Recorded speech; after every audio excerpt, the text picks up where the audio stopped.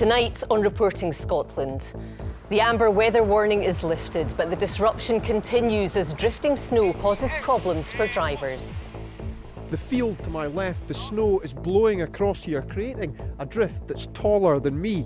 So when it comes to these cars trying to get through on the road, they simply don't stand a chance. What about public transport?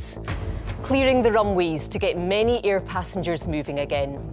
And a similar problem on the rail network as services begin to resume. Looking after the ill and the vulnerable, the Army steps in to help the health service get their staff to work.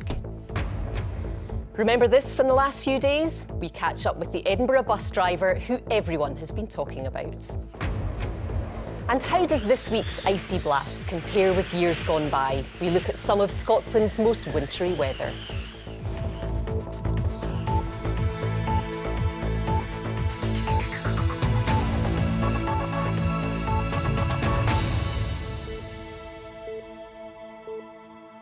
Good evening. The weather warning might have been reduced from amber to yellow, but there's a new problem: drifting snow. High winds are blowing lying snow onto roads, making many impassable and in some cases cutting off smaller communities across the country. Travel problems remain, with dozens of flights at Glasgow and Edinburgh airports cancelled, while rail services continue to be severely disrupted. Stephen Godden reports now on the impact of a third day of extreme weather. 7:30 in the morning, the adventure may have started, but now it's stuck in the snow. Big lorries, but you see, it's ridiculous. Look how deep it is. It's just powder, it's rubbish. But some people haven't really heeded the warnings. They're out there in small cars and getting themselves stuck and creating problems for other people, really. With an amber warning in place until mid-morning, drivers had been told to avoid travelling. Those that did easily found trouble. In Easter Ross, where during the night drivers had to be rescued from their cars, and in Angus, where a 4-car collision led to the A90 shutting for around 2 hours. Drifting snow was a common denominator. What's happened here perfectly illustrates the problem. The field to my left, the snow is blowing across here, creating a drift that's taller than me. So when it comes to these cars trying to get through on the road, they simply don't stand a chance. Minor roads were worst affected, but motorways weren't immune. Staff at the National Traffic Control Centre monitoring efforts to clear the M90 long after the amber warning had turned yellow. It's compounded an issue where there might not be any fresh falling snow. There's sufficient powder snow on the ground, and the drifting has posed quite a problem on exposed parts of the network. But once again, where there was adversity, there was also kindness. In Laurencekirk, it was another day of digging people out the snow for the Donald family, whose cafe was also a welcome retreat for locals running out of supplies. Been able to feed and keep warm all our neighbours and things that are running out, and it's been fine, yeah, it's been good community spirit. Back in Fife at this milk depot, the desire to keep their tills ringing and their communities served drew shopkeepers from miles around. Due to the road conditions, we can't get out. The trucks can't make it to Kenway, so to try and keep the locals happy, we've travelled from Kenway all the way to Inverkeithing just to pick up the milk and transport it back to the shop. And alongside everything else, the element of surprise. Emerging from the blizzard, a software engineer from Belgium, undaunted in his quest to cycle to Brighton. Has anyone told you this may not be a very good idea? Yes, plenty of people. And what do you say to that? Well, I need to be in Brighton in a week or so, and the trouble is that I don't see this weather getting any better, not in the next few days, so I need to get some mileage. A triumph of perseverance over common sense. Judge for yourself. Stephen Godden, Reporting Scotland. Well, work is continuing to get Scotland's transport system fully up and running after the bad weather. Bus services are starting to return to normal, but there are still problems on the trains and in the air. Andrew Black has the latest. It's been a tough few days on the roads. In Glasgow, bus services have been hit with severe delays and cancellations due to bad weather. For driver Patrick, it's a case of getting on with it. It's challenging, but you've got to take your time, make sure the passengers are safe and get them home. Well, this is the number 5 bus which provides a service from the community of Castlemilk in the south of Glasgow right into the city centre. As you can see, it's been quite quiet today, understandably, because of the weather, but those people who do use it say that it's an absolutely vital service. They've done their best to get us from A to B, you know, and then they stopped them all together yesterday and Wednesday, you know, but yeah, quite good. From Monday to Wednesday I use for college and Thursday to Saturday work. They work hard, I think, yeah. They work hard, yeah. I was waiting a good 20 minutes, so I was for the bus, you know, and just when you're waiting out in the freezing cold now, you know, it can be quite rough, but apart from that, it's been alright. On the railways, it's been a battle to get services back up and running. ScotRail's been operating test trains like this one to make sure it's safe enough to carry passengers. Services here at Glasgow Queen Street and at other stations are beginning to return to normal, but ScotRail reckons it could be early next week before all its services are operating. And over the course of the coming hours and days, we'll be opening more and more of Scotland's railway network. Our advice to customers is still not to travel. It really is for essential travel only, while we make sure it's safe to run. And we advise customers to keep in touch with us. At Glasgow Airport, the snow ploughs were out clearing the runways. The airport is now operational, but there are delayed and cancelled flights as the backlog is cleared. Back on the buses in Glasgow, services have returned to normal. It's hoped the rest of Scotland's transport network will follow in the next few days. Andrew Black, reporting Scotland. And our reporter Katrina Renton is at Central Station in Glasgow for us tonight. What's the latest on the travel front, Katrina?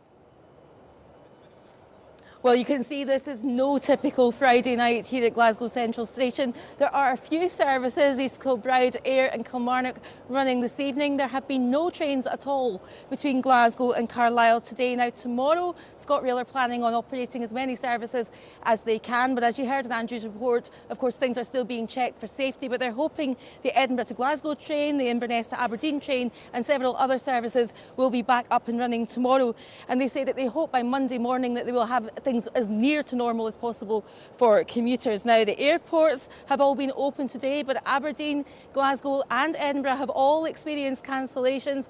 Prestwick has accepted some long-haul flights, while Glasgow and Edinburgh Airport were closed earlier in the week. But again, the advice is to check with your airline before leaving the house. On the roads, once again, that same thing. There is still this yellow weather warning in place. Do not travel if you don't have to is still the advice, and take extra care. And that's really the advice on everything, whether it's public transport, in the air, or whether you're on the roads. Take extra care. Check websites, listen to travel reports before you leave the house. And of course, with all this disruption that's been happening, it'll take a while to get to normal. Katrina, thank you. Thousands of businesses across snow-affected areas of Scotland have taken a financial hit during the last few days. Many were forced to close because staff couldn't get into work, while others have been suffering from lack of supplies. Katie Hunter reports. One of Scotland's biggest wholesale food markets, creaking back to life. Traders at Blochairn in Glasgow have struggled to get their produce in and out since Wednesday. But as the weather improves, so does business. This morning we've put vans down to Ayrshire coast, but Central Belt we've kept them in, we're not delivering there. There is a few customers in this morning, but nothing like what should be here. We're maybe trading about half the capacity that we should be. And it's taking time for supplies to filter through to many supermarkets. Some of the shortages are because of snow-related disruption on farms like this one near Kilbarchan in Renfrewshire. Oh, it's been a total nightmare. The last day it's just been, the snow's come down and everything's getting blocked in. We can't get the milk vans out, we can't get the milk tankers in, we can't get feed stuff in. We just don't know where to turn. It isn't just farmers feeling frustrated. The people who run this hotel and one other in Melrose have lost thousands of pounds. It's just been a disaster, really, to be honest. I mean, we've had a huge amount of cancellations, as you can imagine. This weekend, both hotels had big group bookings for club dinners, wine tasting societies with accommodation, and due to the weather, as you can expect, it's all had to be cancelled. All right, nice to see you. But in East Ayrshire, staff in this Stewarton deli were celebrating. The delivery came in about an hour ago. Hurrah! Like thousands of small businesses, their suppliers were affected by the snow. They weren't able to deliver yesterday, which obviously has a massive impact on what it is that we can provide for our customers. We didn't have fillings for our baguettes. We didn't have baguettes to fill. Much better today. Our delivery arrived late, but it's here now and everything seems to be back to normal. Everyone's enjoying their mango baguette that they didn't have yesterday. But normal is still some way off for other businesses, following 3 days of disruption. Katie Hunter, reporting Scotland. The Army has been helping NHS staff in Edinburgh to get into work in the bad weather. Meanwhile, efforts have been made to make sure elderly and vulnerable people are cared for. Aileen Clark reports. In Edinburgh early this morning, and the Army is transporting these radiographers to work. I think as our soldiers have been driving around Edinburgh, they've seen all manner of tales of commitment in terms of getting into work. And we've just been remarkably impressed by the dedication of the NHS staff. A much easier trip to the Western General today. I walked into work yesterday and it took an hour and 50 minutes, but the parts of the community have been amazing, like the Army guys dropping us in this morning. Across in Larbert, residents were attempting to clear some of the snow still lying deep on the streets. Here at Forth Valley Royal Hospital, like at hospitals right across the country, it's been a very challenging few days. They've had to cancel most of their non-urgent operations and clinics. Trossachs Search and Rescue have been bringing patients in through huge drifts, and many hospital staff simply haven't gone home. The outpatients department was kitted out with mattresses. We've had our medical staff involved in that, especially our junior doctors. We've had nursing staff, we've had radiographers on mattresses in their department. We've had people from our Serco team, which is our facilities estate, so portering and kitchen and catering staff as well. In the community, there's been a massive effort to make sure the most vulnerable are properly looked after. I was supposed to be at the sports centre today, but it was shut today because of the bad weather. That's meant that here in Castlemilk in Glasgow, there's had to be extra support put in place at home for people with learning disabilities. We've had managers doing overnight sleepovers. We've got a chap in our team who we've nicknamed Bear Grylls, who walked from Springburn to Castlemilk to get to a chap for 8:30 in the morning. In Greenock, the Coast Guard rescue team has been helping nurses deliver medication, and that's a role the local RNLI have been taking on in Anstruther. Geez, quite deep here, eh? Hello there. Hello. Got your prescription? Thank you very much. Meanwhile, 40 miles east of there, near Kinross, farmers took to their tractors to get midwives to the aid of a woman in labour and then mum and baby to the hospital to be checked over. Mum Ashley very grateful to all those, she said, who walked, ploughed and dug their way to help, and very relieved her baby boy arrived safe and sound. This will be a day well none of us will forget. For sure. Aileen Clark, reporting Scotland. One of the heroes of the weather has been the Edinburgh bus driver who swerved to avoid a car on the wrong side of the road. Footage of the incident has gone viral. Lisa Summers reports. Back on her beat, this is Charmaine Laurie. Laurie by name, but bus driver by trade. And now a heroic one. Well, I was coming along Frogston Road and the visibility was quite poor. I've come up over the hill and I've just saw like a car do a U-turn in front of me. Instinct and training just kicked in. I put my foot lightly on the brake, but my back end started to slide out, so I had to take my foot off the brake and try and glide round her and get through the space that was there, because there was a van on the other side, the side of me. So I'm coming towards him, so I've had to avoid him as well. No! The van driver, I saw his face and he looked scared. And it wasn't until a couple of stops down that, because I literally never heard anything from the passengers, But a couple of stops down, a lady was getting off and she says to me, "Are you okay?" And I was like, "Yeah." I says, I did get a bit of a fright. And she was like, "Oh," she says, "well done." And then that was it. That's all that anybody says, really. The general call to drivers in the service 34s. It's been a challenging few days for all the staff at the depot. The control room has been monitoring the weather 24 hours a day, making the call when it's safe for the buses to be out. After her near miss on Wednesday, Charmaine simply carried on with her shift. You finally made it back to the depot. Yeah. Your husband picked you up. Yeah. And what did he have to say? Well, when he picked me up, I was like, "Oh, what a day I've had again!" Like just with the weather and stuff like that. And he was like, "Have you seen that video that's on? It's all over Facebook and that about this the bus driver. It's one of your buses. But you can't drive a bus like that." And then he's went into the shop, and I've looked at the video, and I was like, "Oh my God, that is me." Back at Bus HQ today, and business is getting back on track. Charmaine will soon be back behind the wheel of the number 11 up to Fairmile Head. Meanwhile, the rest of the fleet return to work. Slowly but surely, the buses are getting back out onto the streets of Edinburgh. But with the bad weather expected to continue into the weekend, they won't want any more near misses. Lisa Summers reporting Scotland, Edinburgh. Other news now. Nicola Sturgeon has again urged the Prime Minister to give the Scottish Government a meaningful role in Brexit negotiations. It follows Theresa May's keynote speech in London this afternoon, in which she restated plans to remove Britain from both the European single market and the customs union.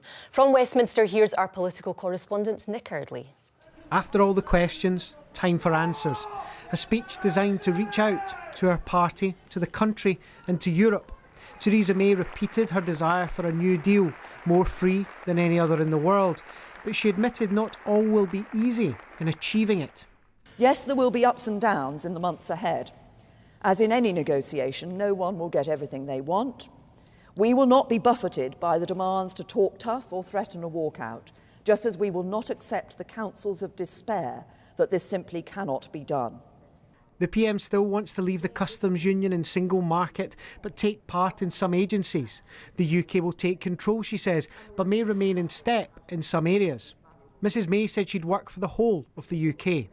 It must strengthen our union of nations and our union of people. We must bring our country back together, taking into account the views of everyone who cares about this issue from both sides of the debate. We've heard that pledge to protect the union from Theresa May before, but the problem for her is, just like the snow, challenges on devolution keep coming, be it continued questions over the Irish border or legal wrangles with the Scottish and Welsh governments. Nicola Sturgeon says the PM's vision would leave us worse off than now. Her party is dismissive of the idea. This is a vision to get behind. I think what's happened is that what we've seen from the Prime Minister is that she's trying to hold her own party together at the moment. That's her priority. Our priority is to try and get compromise. And the compromise we put forward is the least worst option, and that helps protect jobs, helps protect the economy, and helps protect public services from the worst excesses of Brexit. Others think the clarity they'd hoped for wasn't delivered. At this stage in the game, be more clear about what it is she wants. You know, after watching that speech, I'm not going to lie, I'm quite confused. So I don't imagine that it's done anything to inform people across the UK. The domestic scrutiny continues, and all of this still has to be discussed with Europe. You happy with the speech, Brexit Secretary? One senior EU figure said tonight he hoped the serious proposals were in the post. Nick Eardley reporting Scotland, Westminster. The Scottish Conservative leader says the Prime Minister spoke hard truths to both sides in the Brexit debate. Ruth Davidson says those at the extremes of the arguments won't be happy, but the speech gives a chance for the majority to move forward. Eurosceptic Scottish Tory MPs also welcomed the intervention, conceding that not everyone will get what they want from the negotiations. Our political correspondent Andrew Kerr has more.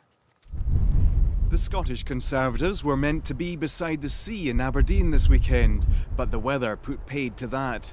Instead of all being together, they're scattered to the four winds. But are they scattering in different directions when it comes to towing the government line on Brexit? The Prime Minister was appealing to the pragmatic middle, according to the Scottish Party leader.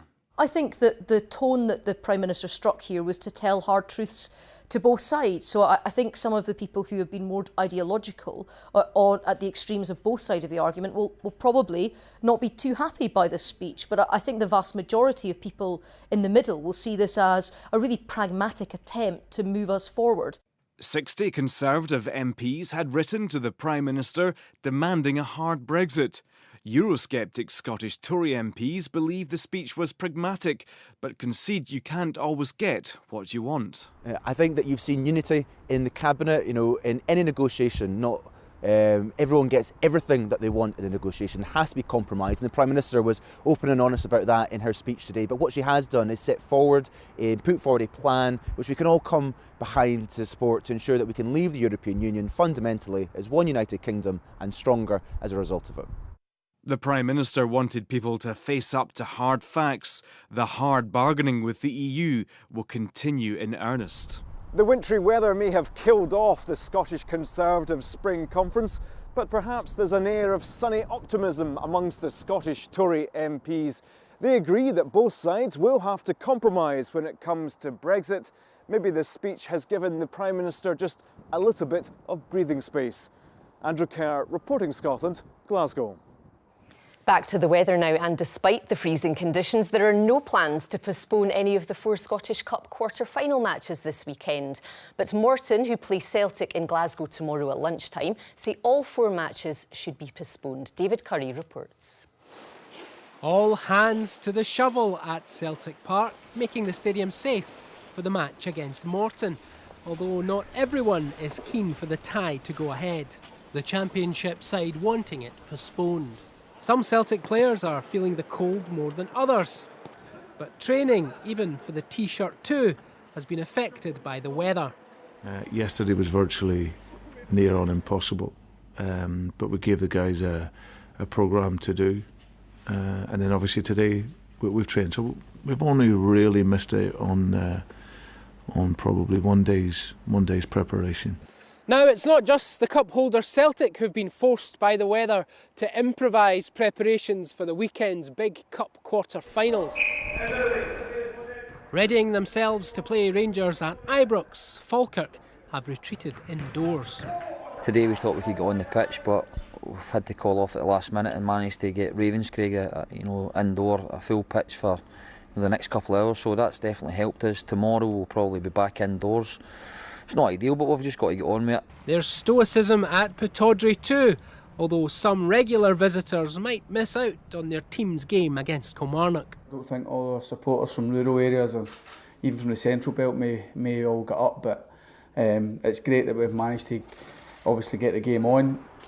Motherwell's Fir Park is prepared for the visit of Hearts, even if the players aren't quite. Nobody could get out of their houses yesterday, so it was a bit of a force, so we had to do the right thing. The boys just went to the gym, made their way to the gym themselves, so we haven't had as much preparation time as we want. If you're going to a game tomorrow, remember, be prepared and don't just turn up in a T-shirt. David Curry, reporting Scotland. The weather we've seen over the past few days isn't, of course, anything new in Scotland. Our social affairs correspondent, Reval Alderson, looks back at winters past. Eerie scenes just over 7 years ago when the M8 between Glasgow and Edinburgh was completely closed by snow. The chaos caused by the weather across central Scotland cost the Transport Minister his job as the government faced criticism for failing adequately to prepare.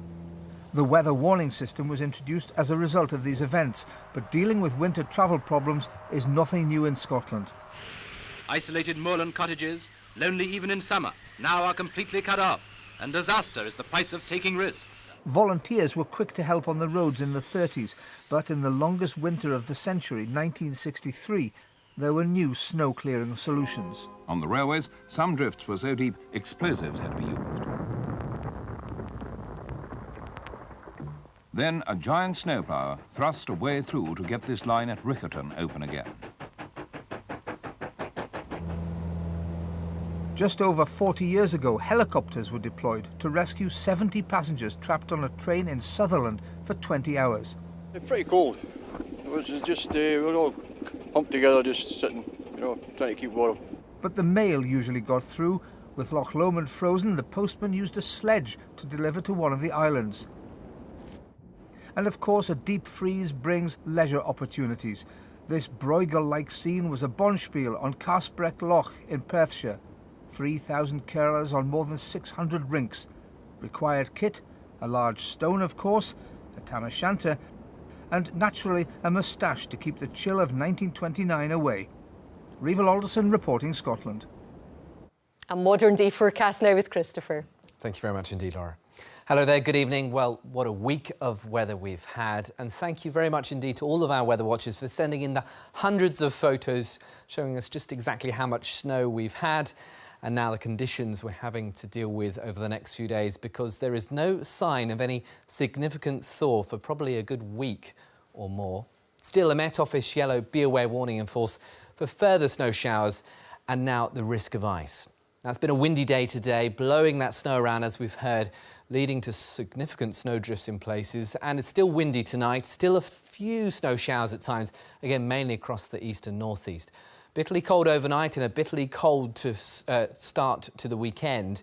It's going to be a fairly cloudy day tomorrow, quite a grey day, and once again there will be some snow showers, lighter than what we've seen, and focus really across parts of the east and indeed up towards Orkney and Shetland.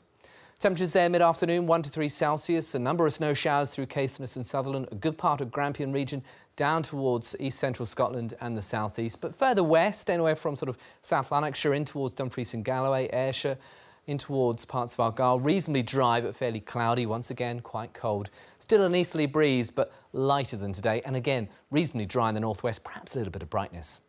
Now, if you're thinking of hill walking or climbing this weekend, just getting to where you want to be to start your walk could well be difficult. Treacherous conditions on the roads. In fact, some roads may well be blocked.